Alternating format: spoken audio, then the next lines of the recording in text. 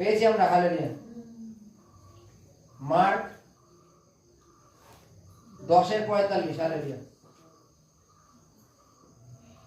কারণ বাস্তবিক মনুষ্যপুত্র পরিচর্যা পাইতে আসে নাই, কিন্তু পরিচর্যা করিতে এবং অনেকের পরিবর্তে আপন প্রাণ মুক্তির মূল্য রূপে দিতে আসিয়াছেন, হালেলুয়া। আচ্ছা, পরিচর্যা করা ভালো না পরিচর্যা পাওয়া ভালো? হ্যাঁ, পাওয়া, হালেলুয়া। পাওয়া আরো ভালো তো নাকি?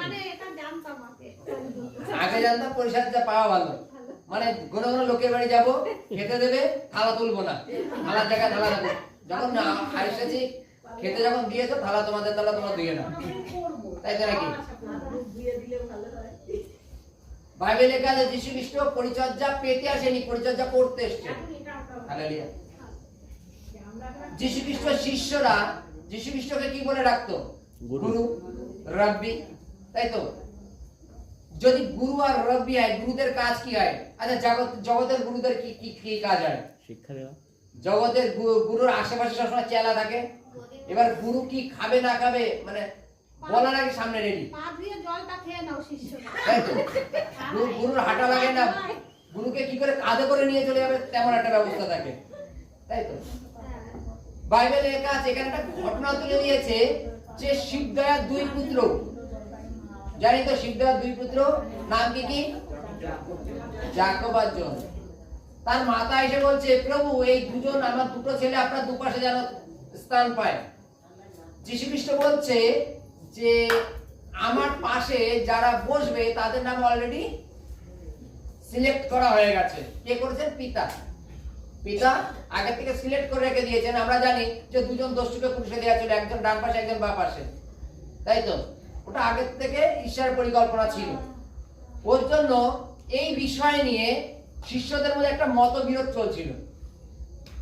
যীশু খ্রিস্ট বলছেন, তোমাদের মধ্যে যে নিজেকে বড় করতে চায় সে সকলের পরিচালক হোক, হালেলুয়া।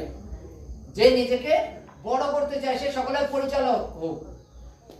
বাড়িতে বড় ভাইয়ের কতটা কর্তব্য হয় জানো?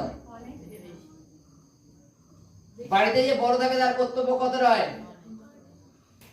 তাহলে বলছে তোমাদের মধ্যে যে বড় সে সকলকে পরিচালনা করুক। এবার পরিচালনা করার যে ভার, সেই ভারটা কেমন হতে পারে? হালেলুয়া। যেমন উদাহরণ, বিভিন্ন ক্ষেত্রে মনে করো কোন নেতা বা মন্ত্রী যাকে একটা সিটে বসানো হয়েছে, সে যখন চালাতে পারছে না তখন কি করে তাকে নামিয়ে আবার অন্য একজনকে বসানো হয়, জানো তো নাকি?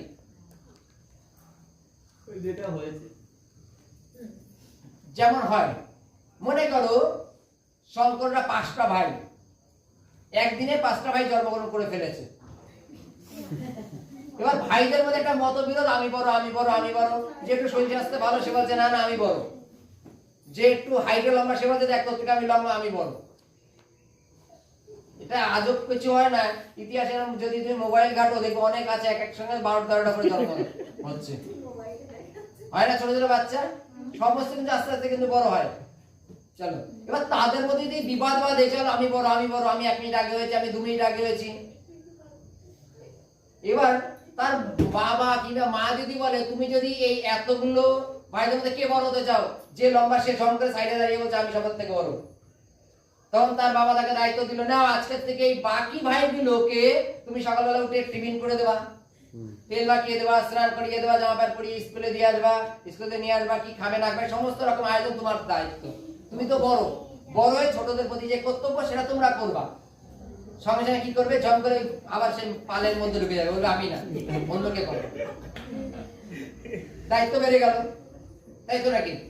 যে পরিচালক হয় তার দায়িত্ব বেড়ে যায় না। ওর থেকে আমি ভিতরে আছি, ও এনে দেবে আমি খেয়ে নেবো, তাতেই যথেষ্ট। ও রান্না করবে আমি খাবো, এটাই তো হয় নাকি? যীশু খ্রিস্ট যে জগতের গুরুর মতো গুরু নয়, তিনি বলছেন মনুষ্যপুত্র পরিচর্যা পেতে আসেনি, পরিচর্যা করতে এসেছেন। আমাদের কাজ কি? পরিচর্যা দেওয়া, পরিষেবা দেওয়া। আমাদের কাজ পরিষেবা পাওয়া না, যে আমরা পায়ের পরে পা তুলে থাকবো, তুমি আসো আমাকে উঁচু করে নিয়ে যাও, এটা না। আমরা খ্রিস্ট সেবক, স্বয়ং যীশু খ্রিস্ট তিনি শুধু এক জায়গায় যে সুসমাচার প্রচার করতেন তা না, তিনি বিভিন্ন গ্রামে ঘুরে ঘুরে ঘুরে ঘুরে প্রচার করতেন। কেন? তিনি পরিষেবা পেতে আসেনি, পরিষেবা করতে এসেছেন। যে সমস্ত বয়স্ক যারা বিছানা থেকে উঠতে পারে না, তাদের বাড়ি পর্যন্ত গিয়ে পর্যন্ত প্রার্থনা করতেন তিনি। বাইবেলের কাছে পিতারের শাশুড়ির জ্বর, পিতারের শাশুড়ির বাড়িতে গেলেন এবং সেই জ্বরকে ধমক দিলেন আর জ্বর পালিয়ে গেল এবং উঠে পরিচর্যা করলেন। তার বাড়িতে যাওয়ার উদ্দেশ্য কি ছিল? যীশু খ্রিস্ট জানতেন পিতারের শাশুড়ির রোগ আছে, জ্বর আছে এবং সেখানে আমার যাওয়া প্রয়োজন এবং শিষ্যদের বিশ্বাস আরো বাড়ানো প্রয়োজন। দেখো, জ্বরকে আমি ধমক দিয়েছি আর সে জ্বর পালিয়ে চলে গেছে। হালেলুয়া। যে ঘটনাগুলো, বর্ণনাগুলো বাইবেলে উল্লেখ করা আছে, প্রত্যেকটা বর্ণনা আমাদের কিছু শিক্ষা দেয় যেন আমরা আগে বাড়তে পারি এবং ঈশ্বর এই আশ্চর্য কাজগুলো করতে পারেন, কারণ তিনি পরিচর্যা পেতে আসেননি, পরিচর্যা করতে এসেছেন। হালেলুয়া, জয় যিশু।